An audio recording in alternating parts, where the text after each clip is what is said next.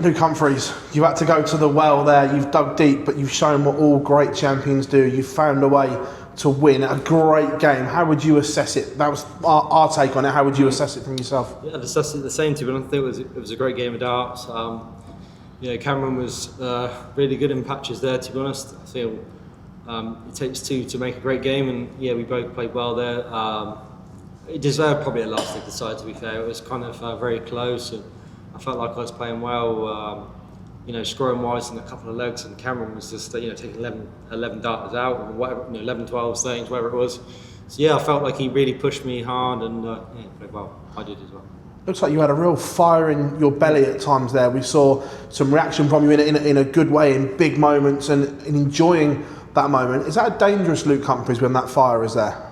Yeah, I think sometimes when I get a little bit fired up, I'm very dangerous, because then I'm very determined and I don't want to lose.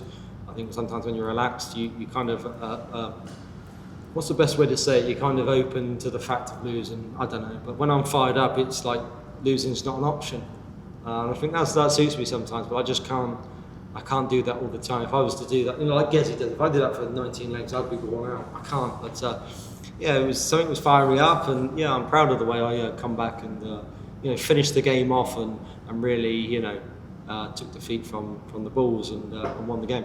At times, you were distracted. Cammy dropped a dart accidentally, but then the crowd as well. What was your take on that? Did that get in your head at all? Yeah, it wasn't the crowd. The crowd did nothing. Like I said, I don't think Cameron was doing anything on purpose. It was just he was doing things that I could hear, and like I said, he wasn't doing it on purpose. He's not that kind of guy. But I could hear it, and it kind of, when you're in a stressful situation, the minute thing really does annoy you, and it was annoying me. So yeah, I just sometimes when it's happening, you're kind of looking back thinking, whatever you're doing, I know you're doing it, so stop. But so like I said, he was never doing anything on purpose. He's not that kind of guy. But it did stop in the end. But yeah, it's just nervous energy, I think. On a night full of drama and shocks, when you're the world number one on last and you see all the other still yeah when all the other seeds are tumbling, is there an added pressure and expectation for you not to follow all the other big names out in this session? I still think there's a lot of good names in this tournament, and I think someone said that to me in my TV interview. A lot of big names gone out. Yeah, maybe, but still a lot of good big names in it. James Wade is a big name. Gian Van Veen's a big name. Mara van Goen's a big name.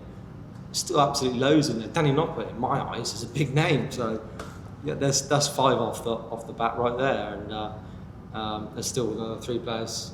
I can't think of that. I'm too focused about what's going on, but yeah, there's still a lot of good names still in this tournament. So they're kind of making it out like all the big names are gone and I'm the only one left. That's not true at all. There is some massive names still in this tournament. That's going to be a really, really tough one to win. Just like congratulations. Thank you. Luke, well done tonight on that victory. You said there that you are still the world number one and will be the world number one no matter what happens now.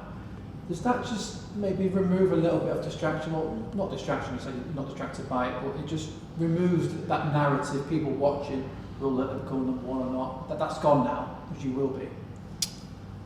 Yeah, I mean, if that was the whole agenda for this week, then that's kind of a shame, to be honest, because obviously being world number one and all that was great, but I'd rather be major winners, major champions, than being world number ones. If I've upset the few media channels for a couple of weeks, then so be it. I'm sure they've had a couple of, things ready to put up, when Luke would have done it, but fortunately I've upset them all, so I apologise, but I'm still fighting, and like I told you yesterday, I'm not going to give it away. I'm going to try my hardest to keep hold of it, and I think it kind of overshadowed the tournament a little bit. I kind of seen it on social media all the time, like, this is what Luke needs to do to win. Maybe he put him under pressure a little bit himself, but he probably will get it in the end. But this is a massive tournament, needs to win. So bugger the world number one. This is a major tournament everyone wants to win. So that's more important than being world number one and the race for world number one as well.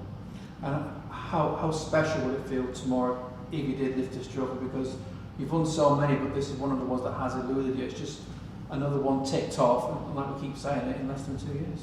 Yeah, of course. I really want to win it. This is, I think, the third or fourth time I've made the quarterfinals now. So I really want to go on and go one better. And you know, I know what will happen tomorrow.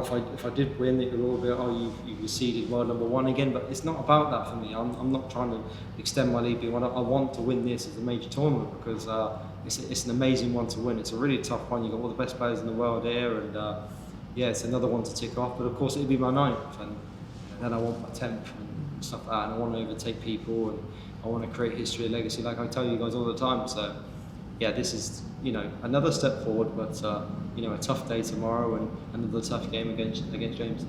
Just a word on Cameron Menzies. How far do you think he can go in his career? Because when we talk to him, he seems to maybe lack a bit of confidence, talks himself down a little bit, but we know the ability he's got. It's just sometimes mentally can't get over the line, but he pushes you really, really close to him. Yeah, I think he's got the talent, you know, his scoring power, and I think tonight he showed a lot of bottle, to be honest, in moments. You know, usually, I mean this in a nice way, when you put him under a lot of pressure, he sometimes folds a little bit, but tonight he really didn't do that. I was putting him under immense pressure, scoring well.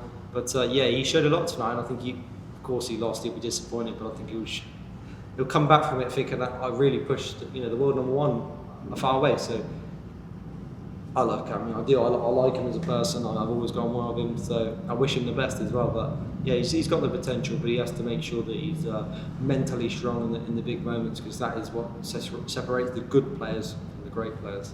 Terrific, thank you, well done tonight. Thank you. To change your